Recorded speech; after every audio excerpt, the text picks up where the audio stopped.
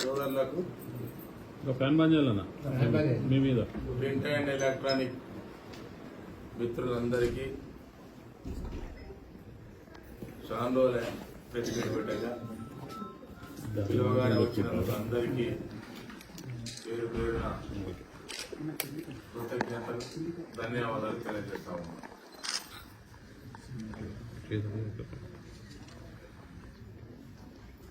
ప్రస్తుతంలో నిజంగా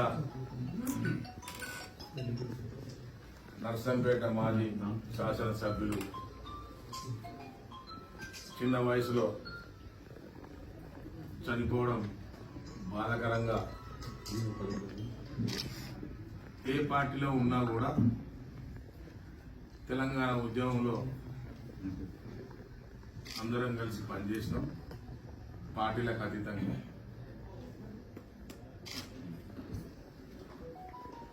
అయితే వారి చావును మాత్రం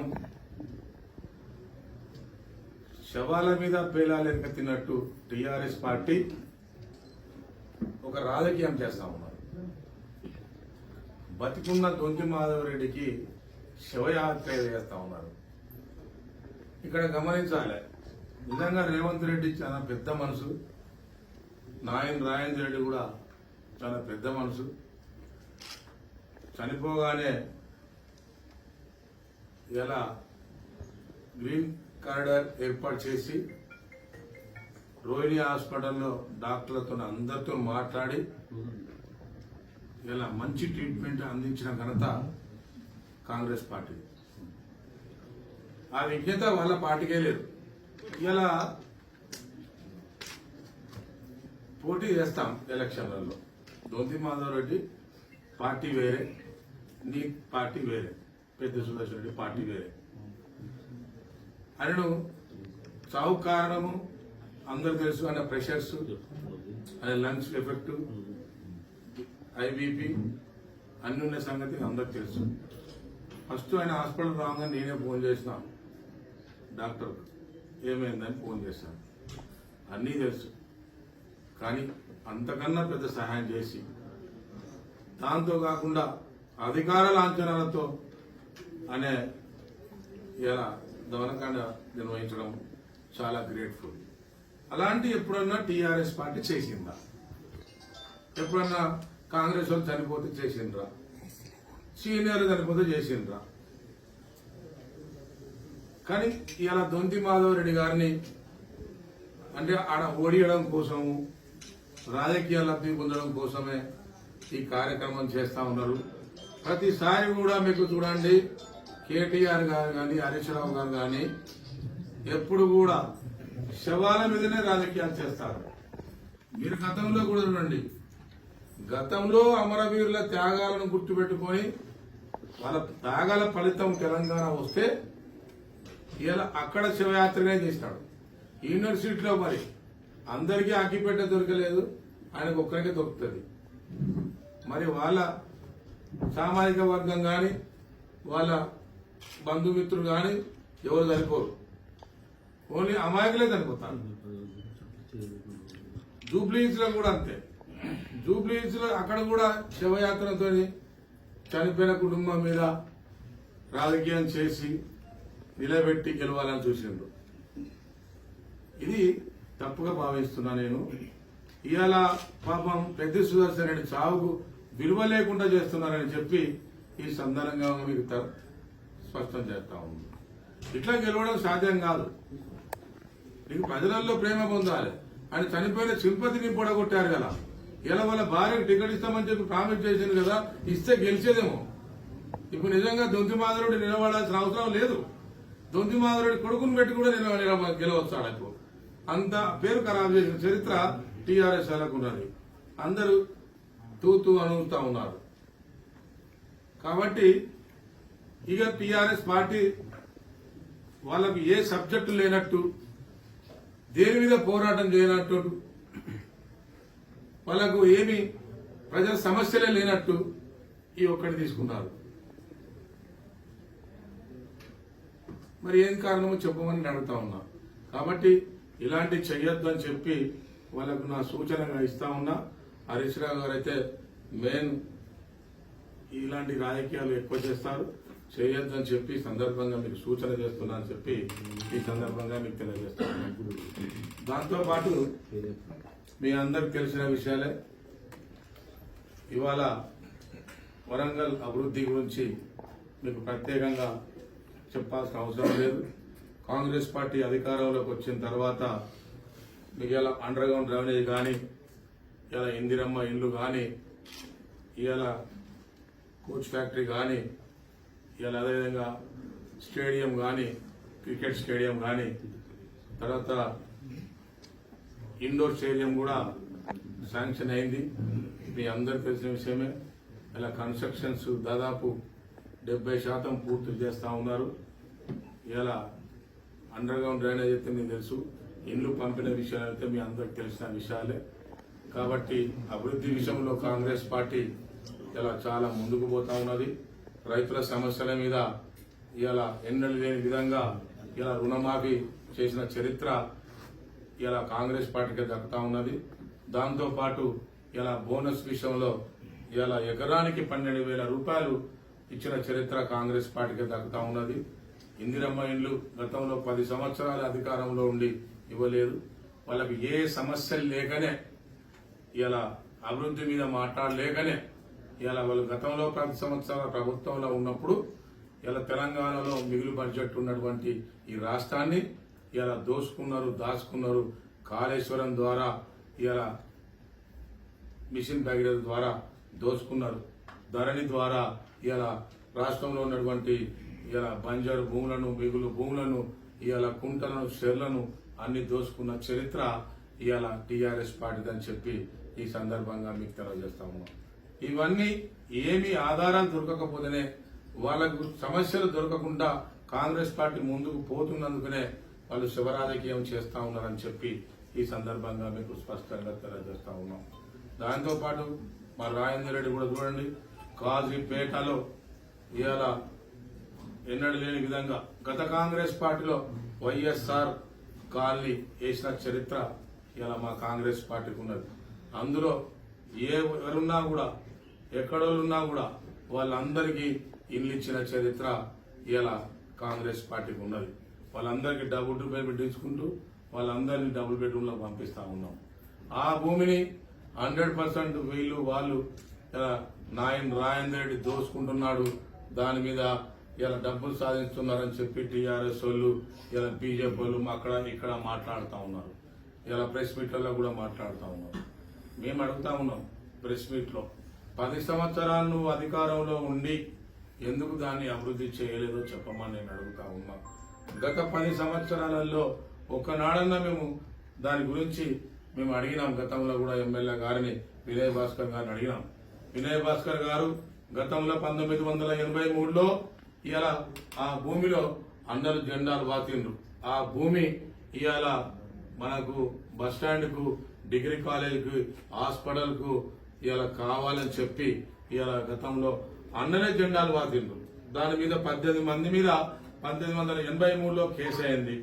ఇలా సదానందం చనిపోయి ఎక్కడున్నాడో సరే అందరికీ ఆశీర్వాదం దొరకాలి, కానీ ఆయన పాపం ఇలా వైఎస్ఆర్ కాలనీ పెట్టింది, నిర్మాణం చేసింది వాళ్ళే అని చెప్పి ఈ సందర్భంగా మీకు తెలియజేస్తా ఉన్నారు.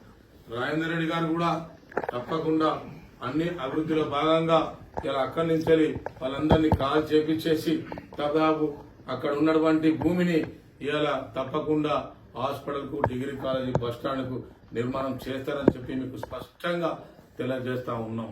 కాబట్టి దాని మీద బీజేపీ వాళ్ళు కానీ, టీఆర్ఎస్ వాళ్ళు కానీ ఇలా రాద్ధాంతం చేయదు. ఇలా వినయ్ భాస్కరే ఇలా భూమి యజమానులతో కాంప్రమైజ్ అయ్యి ఇలా వాళ్ళ అక్కడ అందులో కొన్ని షటర్లు తీసుకున్నారు, కొన్ని డబ్బులు తీసుకున్నారు గత 10 సంవత్సరాలలో. బీజేపీ వాళ్ళు కూడా మాకేమన్నా దొరుకుతుందని చెప్పి కూడా కొంచెం రాజకీయం చేస్తా ఉన్నారు. ఓకే, ధన్యవాదాలు, తీసుకుంటే సంతోషంగా తీసుకుంటే, కానీ భూమిని మాత్రం ఎట్టి పరిస్థితుల్లో అది ప్రభుత్వాందే. ఆ ప్రభుత్వ భూమే. గతంలో ఆ భూమి దాదాపు అది ల్యాండ్ అక్విజిషన్ చేసుకున్న భూమే కాబట్టి, ల్యాండ్ సీలింగ్ యాక్ట్ లో ఉన్న భూమే కాబట్టి అది ప్రజలకే చెందుతుంది, ప్రభుత్వానికే చెందుతుంది తప్పకుండా అవసరమైతే ఏ పోరాటానికైనా సిద్ధంగా ఉన్నాం. ఆ పోరాటం ద్వారా ఆ భూమిని ప్రభుత్వానికే అప్పజెప్పి ఆ ప్రభుత్వం ద్వారా ఇలా అభివృద్ధికి కాజీపేటకు అభివృద్ధి దిశలో ముందుకు తీసుకుపోతా ఉన్నాం. అందువలనే ఇలా హైడ్రా లాంటి తీసుకొచ్చి ఇలా ముందుకు తీసుకుపోతా ఉన్నది ప్రభుత్వం. ఇలా 22A కూడా అందులో భాగమే అని చెప్పి ఈ సందర్భంగా మీకు తెలియజేస్తా ఉన్నాం. ఇలా హరీష్ రావు గారు కానీ ఇలా తర్వాత కేటీ రామారావు కానీ ఇలా 22A గురించే మాట్లాడుతూ ఉన్నారు, హైడ్రా గురించే మాట్లాడుతూ ఉన్నారు. ఎస్, వాళ్ళకు మాట్లాడుతుందంటే కడుపులో కాలుతాంది కాబట్టి మాట్లాడుతున్నారు. వాళ్ళ ఆస్తులు పోతాయి కాబట్టి మాట్లాడుతున్నారు. వాళ్ళు సంపాదించుకున్న అక్రమ ధరణిలతో సంపాదించుకున్న ధరణిలతో ముంచుకున్న ధరలతో దోచుకున్న భూములన్నీ పోతాయన్న భయంతోనే ఇలా కేసీఆర్ గారు మాట్లాడుతున్నాడు. ఇలా కేటీ రామారావు, హరీష్ రావు గారు వీళ్ళందరూ మాట్లాడుతూ ఉన్నారు. వాళ్ళ కూతురే ఎన్ని వందల ఎకరాలు కబ్జా పెట్టిందో వాళ్ళ కూతురే చెప్తా ఉన్నదని చెప్పి ఈ సందర్భంగా మీకు చెప్తా ఉన్నాం. గత 10 సంవత్సరాల కాలంలో వినయ్ భాస్కర్ గాని వాళ్ళ కూడా చైర్మన్ గాని వీళ్ళందరూ కూడా ఇలా రాజకీయాలు చేసిండ్రు.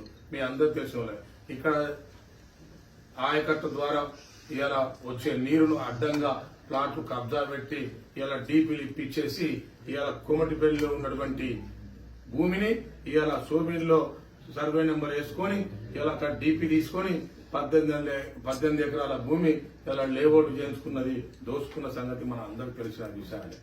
ఇప్పుడు 10 సంవత్సరాలు చేయలేని అభివృద్ధి ఇప్పుడు కాంగ్రెస్ పార్టీ చేస్తే ఉంటే ప్రజలలో మంచి పేరు వస్తుందనే ప్రార్థనతో ఇవాళ మాట్లాడుతూ ఉన్నారు. ఎందుకంటే ఎలక్షన్ దగ్గరకు వస్తున్నాయి, ఇలా కార్పొరేషన్ ఎలక్షన్ దగ్గరకు వస్తున్నాయి. దీని మీద పట్టు సాధించడం కోసమే తప్ప ఇలా ప్రజల మీద చిత్తశుద్ధితో కాదని చెప్పి ఇలా స్పష్టంగా తెలియజేస్తా ఉన్నాం. కాబట్టి అభివృద్ధి ఒకవైపు ప్రజల ఇష్టగోష్ఠిని కాపాడడం, ప్రజలకు ఇచ్చిన హామీలను కాపాడడం ఒకవైపు, కాంగ్రెస్ పార్టీ అధికారంలోకి వచ్చినాక మీ అందరికి తెలిసిన విషయంలో ఈ తెలంగాణ సంపద అంతా ఏమి లేకుండా కపీష్కతోని దేవుక తిన్నారు టీఆర్ఎస్ ప్రభుత్వము. ఇవాళ దాదాపు మన తెలంగాణ వచ్చి 20 సంవత్సరాలు మనం వెనుకకు పోయినామంటే అది టీఆర్ఎస్ ప్రభుత్వమే అని చెప్పి మేము స్పష్టంగా తెలియజేయక తప్పదు. ఇలా జీతాలు ఇద్దామంటే, ఇలా స్కీములు కాపాడదామంటే ఇలా ఇయ్యలేని పరిస్థితులలో ఇలా ఒక ముళ్ళ కంప మీద ఇలా కాంగ్రెస్ ప్రభుత్వం కూర్చొని ఇలా పాలన చేస్తా ఉన్నది. ఆ పాలన ఎంత కష్టమైందో, ఇంటి సంసారంలో ఎట్లయితే ఉంటుందో ఇలా ప్రభుత్వం కూడా అదే విధంగా ఉంటుంది. కాబట్టి ఇంత కష్టాలకైనా కూడా వచ్చుకొని ఇచ్చిన హామీలను నెరవేరుస్తూ ఇలా ప్రజలను ఏ ఇబ్బంది లేకుండా పరిపాలన చేస్తా ఉన్నది. ఇలా ఉద్యోగస్తులకు నెలసారి ఇలా ఉద్యోగం జీతాలు భత్యాలు పడతా ఉన్నాయి. రైతులకు ఎనలేని విధంగా ఇలా సేవ చేస్తా ఉన్నది. ఇలా ఇచ్చిన హామీలు నెరవేరుస్తా ఉన్నది. రైతులను కాపాడే దిశలో ముందుకు పోతా ఉన్నది. నీటి విషయంలో గాని, కరెంటు విషయంలో గాని, ధాన్యం కొనుగోలు కేంద్రాల విషయంలో గాని ఇలా అన్ని రకాల రైతును రాజు చేసే దిశలో ఇలా ప్రయాణం చేస్తా ఉన్నది. అదే కాకుండా రైతులకు కాకుండా యువతరానికి ఉద్యోగ అవకాశాలు కూడా ఎన్నైతే ఖాళీ ఉన్నాయో అన్ని నింపుకుంటూ ఇలా ముందుకు పోతా ఉన్నది. దాదాపు ఇలా ఎన్ని ఉద్యోగాలు ఇచ్చారో మీరు అందరూ గమనించాల్సిన అవసరం ఉన్నదని చెప్పి సందర్భంగా మీకు తెలియజేస్తా ఉన్నాం. కాబట్టి పాత్రికా సోదరులారా, తెలంగాణను కాపాడుకోవాల్సిన బాధ్యత మీ అందరి మీద ఉంది. వచ్చిన ప్రభుత్వాన్ని కాంగ్రెస్ ప్రభుత్వం రాహుల్ గాంధీ దయ వల్ల ఇలా రాహుల్ గాంధీ పాదయాత్ర, రాహుల్ గాంధీ సెక్యులరిజం కాపాడే దిశలో, భారతదేశాన్ని కాపాడే దిశలో ఇలా ముందుకు పోతున్న చరిత్ర మీ అందరికీ తెలిసిన విషయాలే. ప్రతి సమస్యల మీద ఒక కార్యకర్తలాగా, ఒక నాయకునిలాగా కాదు, ఒక కార్యకర్తలాగా నిరంతరం ప్రజల సమస్యల మీద, విద్యార్థుల సమస్యల మీద, యువకుల సమస్యల మీద, రైతుల సమస్యల మీద ఇవాళ బీజేపీ ప్రభుత్వాన్ని ఎండగడుతూ ఇవాళ ముందుకు పోతా ఉన్నారు. ఇవాళ భారతదేశానికి ఒక రక్షకుడిగా నిలబడతా ఉన్నాడని చెప్పి ఈ సందర్భంగా మీకు తెలియజేస్తా ఉన్నాం. తప్పకుండా రానున్న రోజులలో బీజేపీ ప్రభుత్వం పోతుంది, కాంగ్రెస్ పార్టీ అధికారంలోకి వస్తుంది. ఇక్కడ కూడా ఇంకా 10 సంవత్సరాలు అధికారం కాంగ్రెస్ పార్టీ ఉంటది. డిపాజిట్లు కళ్ళైతాయని చెప్పి ఈ సందర్భంగా మీకు మనవి చేస్తా ఉన్నా. గతంలో 10 మాత్రమే వచ్చాయి.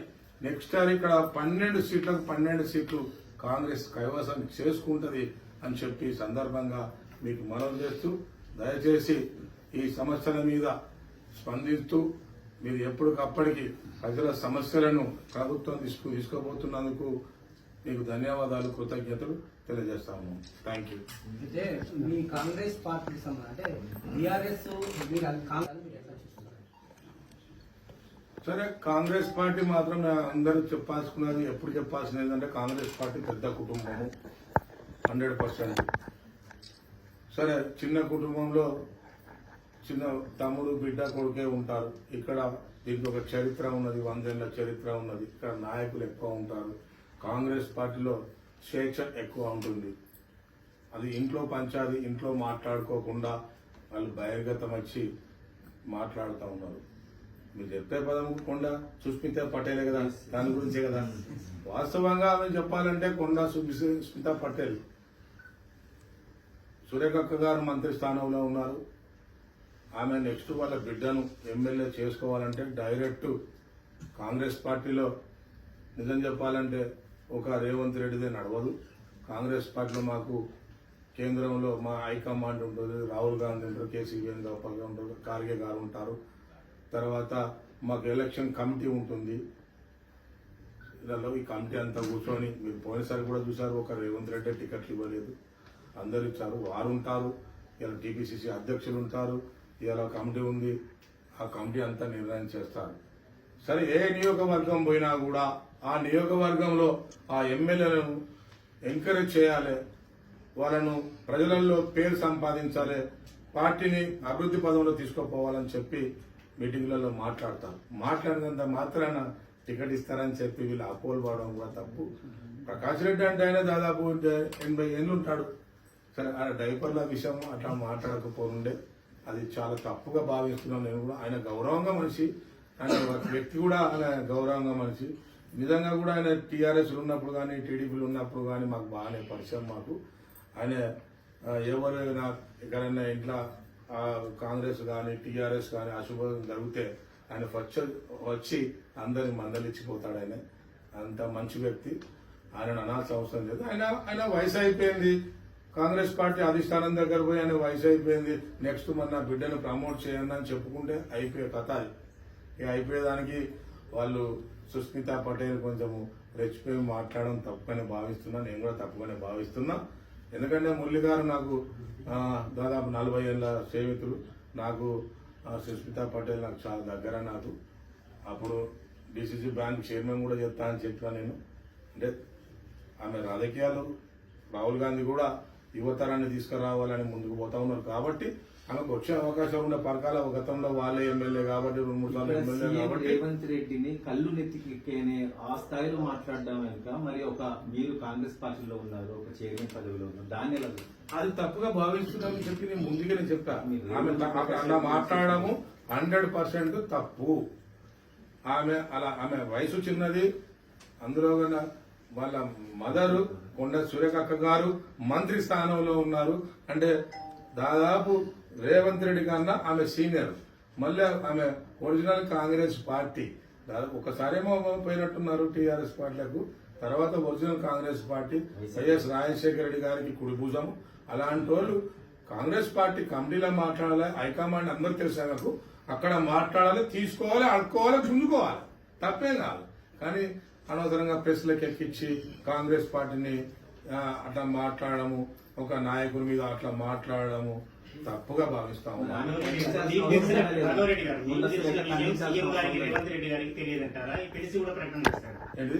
మీకు తెలిసిన విషయాన్ని కాంగ్రెస్ పార్టీలో ఒక వ్యక్తి మాత్రమే ప్రకటించడంలో ప్రకటించలే. రేపు పొద్దున ఎమ్మెల్యే ఈయనే ఉన్నాడు కాబట్టి రేపు ఎమ్మెల్యే ఎలక్షన్స్ వస్తాయి కాబట్టి రేపు మున్సిపాలిటీ ఎలక్షన్, కార్పొరేషన్ ఎలక్షన్స్ ఉన్నాయి కాబట్టి దీన్ని దృష్టిలో పెట్టుకొని వాళ్ళు రేపు పొద్దున అక్కడ ఒక అలజడి సృష్టించడం కోసం చేస్తున్న పని అది కరెక్ట్ కాదు. ఇలా ఆయనే ఉంటాడు, మీరు ఎవరో ఈయన వయసు అయిపోయింది ఇక రాడు అని తప్పుడు ప్రచారం చేస్తున్నమాట నిజం. అది కొంతమంది తప్పుడు ప్రచారం చేస్తున్నారు. ఆ తప్పుడు ప్రచారం వల్ల కాంగ్రెస్ పార్టీ బేస్ నాశనం అవుతుంది. కాబట్టి దాన్ని దృష్టిలో పెట్టుకొని మాట్లాడదు తప్ప వారు తీసేస్తారు, వారు ఉంటారు, వారు ఎల్లగొడతారు అని కాదు. ఎస్, ఆయన వయసు తప్పిపోయింది. రాహుల్ గాంధీ యువకులకే ఇస్తామని రెడీ ఉన్నాడు. ఎక్కడ కూడా వీళ్ళందరికీ ఇప్పుడు ఉన్న వాళ్ళందరికీ టికెట్ వస్తాయా ఏంటి? రావు. దాదాపు 50% కూడా ఉన్న వాళ్ళకు టికెట్ రావు. దాదాపు వయసులకు మాన్యులను కొంతమందిని పక్కకు జరిపేస్తారు తప్పకుండా. యువకులకు ప్రాధాన్యత ఇవ్వాలి. 20 సంవత్సరాలు 30 సంవత్సరాలు యువతరం ఒక రాజకీయంలో ఉండాలి. ఈ దేశ భవిష్యత్తును ముందుకు తీసుకుపోయిన దిశలో ఇలా ముందుకు పోతా ఉన్నాడు రాహుల్ గాంధీ. కాబట్టి యువతరానికే ప్రాధాన్యత ఇస్తా ఉన్నాడు. కాబట్టి తప్పకుండా ప్రకాష్ అన్న పోవు. వీళ్ళే అడుక్కుంటే అయిపోయింది కదా, వీళ్ళే గెలిపించినామని చెప్తున్నారు కదా, మీదే కదా సీటు, అడుకోవచ్చు.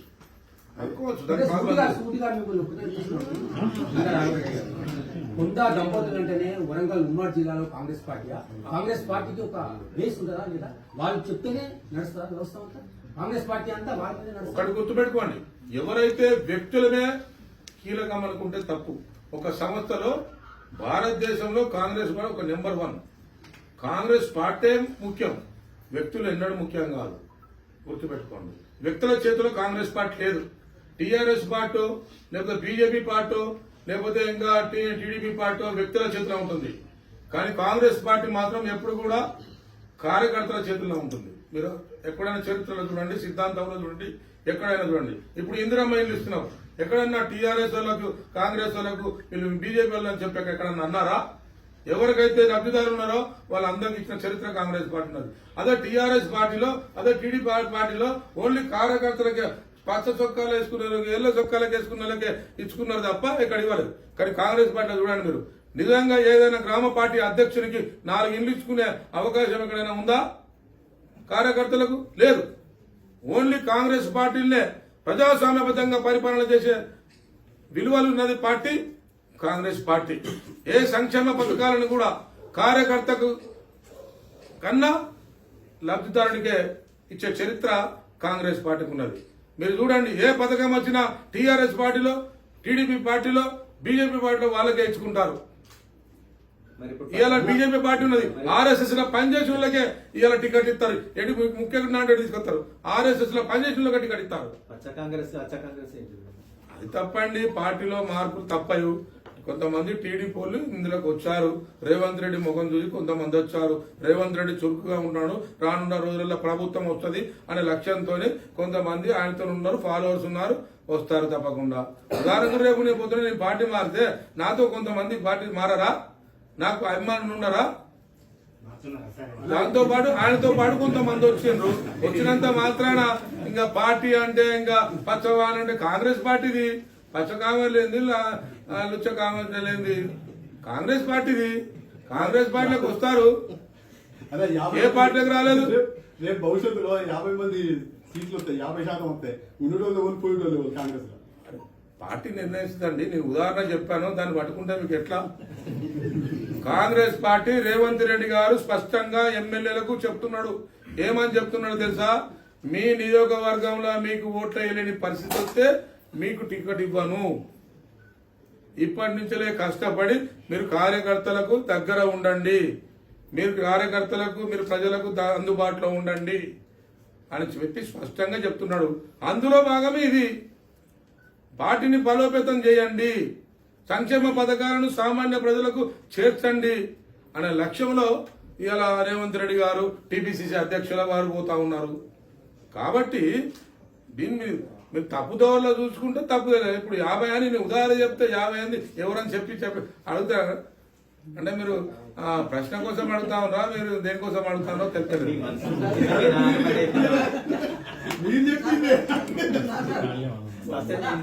వైఎస్ఆర్ నగర్ వాసులకు మీరు ఇంధనం మిగిలిస్తారని చెప్పేసి మీరు అంటున్నారు, మీ ఎమ్మెల్యే గారు.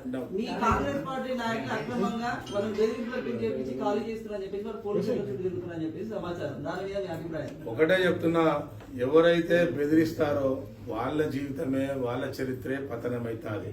బెదిరించి రాజకీయం ఎవరైతే చేస్తారో, బెదిరించి పేద రైతుల మీద, పేద కూలీల మీద ఇలా ఇల్లు కాల్ చేపిస్తామంటే ఆటలు నడవయి.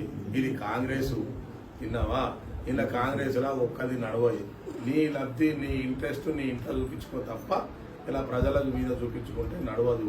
డబుల్ బెడ్రూమ్లు ఇచ్చిన మాట నిజము, అందులో కొంత మాట ఇచ్చిన నిజము, వాళ్ళు అప్లై చేసుకున్న మాట నిజము. భూమి ఇవాళ వాళ్ళు కోర్టు, అది ప్రభుత్వ భూమే. గతంలో మీ అందరికి తెలిసిన విషయమే. వైఎస్ఆర్ కాలనీ పెట్టిందే కాంగ్రెస్ పార్టీ. ఇలా సదానందం ఇలా ఇలా మంచిగా ఆయనకు మంచి జరుగుతుంది. ఇలా వైఎస్ఆర్ కాలనీ అంటేనే సదానందం. ఇలా కొంతమంది ఇప్పుడు మీరు చూడండి, ఆ భూముల పేరు మీద గతంలో టీఆర్ఎస్ వాళ్ళు బీజేపీ వాళ్ళు డబ్బులు వసూలు చేసుకున్నారా, కాంగ్రెస్ వాళ్ళు చేసుకున్నారా? కాంప్రమైజ్ కాకుండా భూమి మీద కూర్చోలేసినాం మేము. కానీ కాంప్రమైజ్ అయ్యి అలా షటర్లు తీసుకున్నారు కొంతమంది, అలా షటర్లలో కొంతమంది డబ్బు తీసుకున్నారు, టీఆర్ఎస్ వాళ్ళు తీసుకున్నారు. వినయ్ భాస్కర్ 10 సంవత్సరాలు కాంప్రమైజ్ కాలేదా? ఇప్పుడు మళ్ళా బీజేపీ వాళ్ళు ఇప్పుడు వస్తా ఉన్నారు. ఇప్పుడు బీజేపీ వాళ్ళు ఏమంటున్నారు, మేము బీజేపీ వాళ్ళతో కానీ టీఆర్ఎస్ ప్రభుత్వంలో ఉన్నాం కానీ ఇవాళ కోచ్ ఫ్యాక్టరీ గురించి మేము చేసిన పోరాటం ఇంకెవరు చేయలేదు. ఇలా ఆర్థికంగా ఇలా రాజకీయంగా అన్ని రకాల ఇలా మేమే చేసినాము, వాళ్ళు చేసినామని చెప్పుకుంటున్నారు. చెప్పుకుంటే ప్రజలు తెలియదా? ఎవరేం చేసినారో ప్రజలు తెలియదా? వైఎస్ఆర్ కాలనీ ఎవరు వేశారు? కాల్ చేస్తారా? చేయమని అంత దమ్ము ఎవరికి ఉంది వైఎస్ఆర్ కాలనీ? వాళ్ళని బెదిరిస్తున్నారు. ఏదో ప్లానింగ్లు ఉంటారు, ఆ ప్లానింగ్ నడుస్తుందా చెప్పండి? దానికి మళ్ళా మిత్రపక్షాల ఐక్యత వస్తుంది, దాని అన్ని పార్టీలు కలుస్తాయి, దాన్ని కాపాడుకుంటారు. ఆ తప్పకుండా ఆ భూమిలో అది పోతే కాజీపేట అభివృద్ధే కాదు. ఇక అది ఉంటేనే ఇవాళ హాస్పిటల్ పడుతుంది, ఇవాళ బస్ స్టాండ్ పడుతుంది, మనకు ఇంటర్మీడియట్ డిగ్రీ కాలేజ్ పడుతుంది. ఇవాళ మనకు నిజంగా చెప్పాలంటే ఏసీపీకి ఆఫీస్ కూడా లేదు, ఆడ పడుతుంది. ఆడ అన్ని ఆఫీసులు ఉంటాయి. మనకు కాజీపేట అభివృద్ధి జరుగుతుంది. అవునా కాదా? కాజీపేట అభివృద్ధి జరగడంలో పార్టీలకు అతీతంగా ఎంతకైనా పోరాటానికి సిద్ధంగా ఉన్నాం. మీరే భరోసా ఇవ్వచ్చు కదా వాళ్ళకి. కాంగ్రెస్ మీద అభియోగాలు మోపుతున్న నేపథ్యంలో మీరే వెళ్ళి భరోసా ఇవ్వచ్చు. మా ఎమ్మెల్యే గారి ఇంటికి ఆ గుడిసెవాసులు ఒక 4 రోజుల క్రితం పోయినారు. పోయి అన్న మీ మనుషులు డైరెక్ట్ మమ్మల్ని బెదిరిస్తున్నారని చెప్పారు. చెప్పాడు, మీ మనిషి పేరు రాసి పోలీస్ స్టేషన్లో పిటిషన్ ఇవ్వండి, వాళ్ళను లోపలేసి బొక్కలేపిస్తా అని చెప్పి హామీ ఇవ్వడం జరిగింది. ఇది నిజమా కాదా మీరే చెప్పండి. ఇలా నేను మాట్లాడేది కాదు. ఇలా ఆ గుడిసెవాసులే వచ్చి నాయన రాజేంద్ర అన్న ఇంత టైం ఇచ్చాడు, ఇట్లా చెప్పాడని చెప్పారు. కొంతమంది లబ్ధి కోసం ఉన్నారు, కొంతమంది చెప్తారు, కొంతమంది గుడిగట్టి భూమిగా ఆకుపేయాలని అంటారు. గుడిగట్టి ఆకుపై చేయలేదా? నిజం కాదా? అలాంటినే కొంతమంది చేస్తారు. కొంతమంది అందులో కాంగ్రెస్ పార్టీలు కూడా ఎవరైనా చెడ్డలు ఉండొచ్చు. కాంగ్రెస్ పార్టీని అధికారం ఉన్నదని చెప్పి వాడుకోవాలని చూడవచ్చు. వాళ్ళే చరిత్రహీనులు అవుతారు. అట్లా వాడుకుంటే చరిత్రహీనులు అవుతారు. వాళ్ళ రాజకీయ చరిత్ర పోతుంది. ఎవరైతే పేద భూములు గుంజుకోవాలనుకుంటారో వాళ్ళు చరిత్రహీనులు అవుతారు. అది తప్పకుండా జరుగుతుందని చెప్పి స్పష్టంగా తెలియదు. ఎలక్షన్లో అభివృద్ధి చేస్తారా సార్? అది ఎలక్షన్లో అభివృద్ధి చేస్తారా? ఏది మీకు ఒకటి చూడండి, ప్రభుత్వంలో డబ్బుల కోత ఉన్నదన్న సంగతి మీ అందరికీ తెలిసిన విషయమే. ఇవాళ వచ్చిన ఆదాయం కేసీఆర్ చేసిన అప్పులకే పోతా ఉన్న సంగతి మీ అందరికీ తెలిసే విషయమే. మీ ఇంట్లో మీ నాయన 50,000 తీసుకొస్తే ఎట్లుంటుందో ప్రభుత్వంలో కూడా ఆదాయాన్ని బట్టే ఖర్చు ఉంటుంది. ఇవాళ మిత్తే కట్టలేకనే ఇవాళ తలపానం తొక్కొస్తుంది. అది నిజమా కాదా? కాబట్టి ప్రభుత్వ ఆదాయాన్ని బట్టి తప్పకుండా అభివృద్ధి ఫస్ట్ ప్రియారిటీ ఏం చేయాలి, సెకండ్ ప్రియారిటీ ఏం చేయాలి, విద్య వైద్యము తప్పకుండా ముందుకు తీసుకుపోవాలి, రైతుల సంక్షేమము నడపాలి, ఉద్యోగస్తులకు ఉద్యోగ అవకాశాలు కొత్త అవకాశాలు కల్పించే దిశలో ఇలా ప్రభుత్వం ముందుకు పోతా ఉన్నది. మీరు చూడండి, విద్యను ఏ విధంగా తీసుకుపోతా ఉన్నారో, వైద్యాన్ని ఏ విధంగా తీసుకుపోతా ఉన్నారో మీ అందరు చూడండి. గతంలో ప్రభుత్వంలో కూడా ఆరోగ్యశ్రీ కూడా రాలేదు 5 సంవత్సరాలు. ఇక మా ప్రభుత్వం వచ్చినాక CM relief fund same day release అవుతుంది. నేను మొన్న పొద్దున పోతే సాయంత్రం ఇచ్చిండు రేవంత్ రెడ్డి గారు. ఇలా ఒక యాక్సిడెంట్ కేసులో పొద్దున పోతే సాయంత్రం 12 లక్షలు ఇచ్చిండు. అంత బాగానే ఉంది కానీ బీసీలను అనగదొక్కుతున్నారు పార్టీలో అనేది ఒక వాదన బలంగా వినిపిస్తుంది ఈ మధ్యకాలంలో. తప్పకుండా నీకు ఒకటి చెప్పండి, మీరు రాహుల్ గాంధీ గారు బీసీల మీద చాలా స్పష్టతతో ఉన్నాడు. ఇలా బీసీలకు గురించి ఏ రాష్ట్రంలో అయినా మాట్లాడారా? ఇలా మన రాష్ట్రంలో రేవంత్ రెడ్డి గారు ముఖ్యమంత్రి అయిన తర్వాత ఇలా బీసీల మీద ఇలా మీకు డిక్లేర్ చేసిన సంగతి మీ అందరికి తెలుసు. ఇక అణచివేత ఏమైందని చెప్పండి. ఇలా హైదరాబాద్ ఫ్లెక్సీలో ఆయన సరే అక్కడ టెక్నికల్ గా ఏమన్నా మిస్ అయితే మిస్ కావచ్చు, మర్చిపోవచ్చు, అధికారులు తప్పు చేయవచ్చు. ఏదైనా తప్పు ఒకసారి తప్పు జరిగినంత మాత్రాన్ని అనగదొక్కడం కాదు. ఇవాళ అనగదొక్క తలుచుకుంటే మేము ఒకటే చెప్తున్నాం. ఇవాళ పిసిసి అధ్యక్షుడు ఎవరో చెప్పమని నేను అడుగుతాను.